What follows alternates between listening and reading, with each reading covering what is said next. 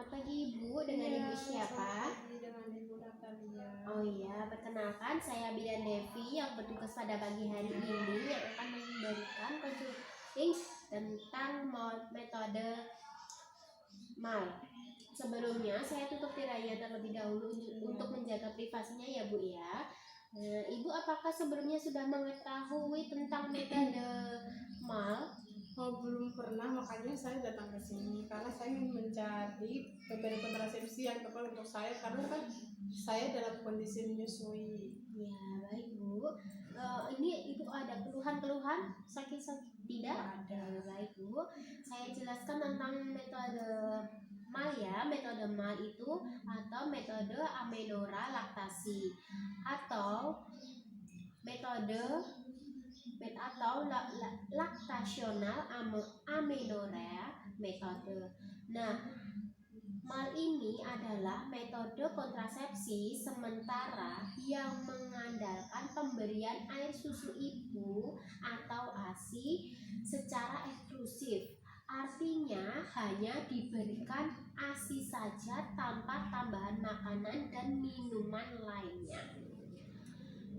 Kemudian cara kerja amenora laktasi itu adalah menunda atau menekan terjadinya ovulasi. Pada saat laktasi, hormon yang berperan adalah prolaktin dan oksitosin. Semakin sering menyusui, maka kadar prolaktin meningkat dan hormon gondrofin melepaskan hormon penghambat inhibitor. Hormon penghambat akan mengurangi kadar estrogen sehingga tidak terjadi ovulasi. Manfaat metode amenora laktasi. Yang pertama, manfaatnya itu sangat banyak. Yang pertama itu efektivitasnya tinggi, sekitar 98%.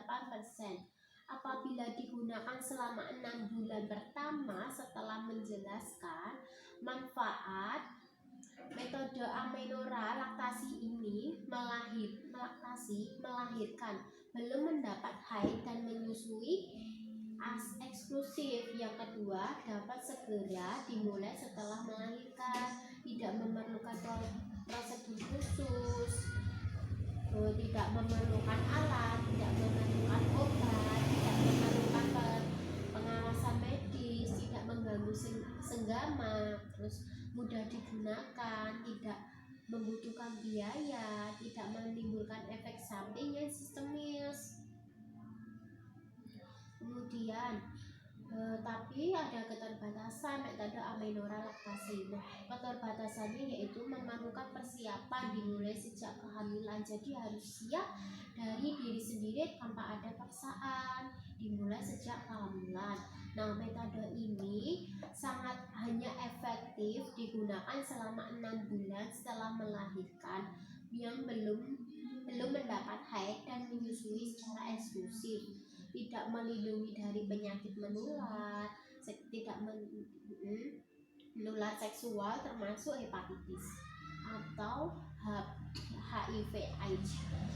Tidak menjadi pilihan bagi wanita yang tidak menyusui. Kemudian kesulitan dalam mempertahankan pola menyusui secara eksklusif. Indikasi dari MAL. Indikasinya wanita yang menyusui secara eksklusif, ibu pasca melahirkan dan bayinya baru berumur kurang dari 6 bulan.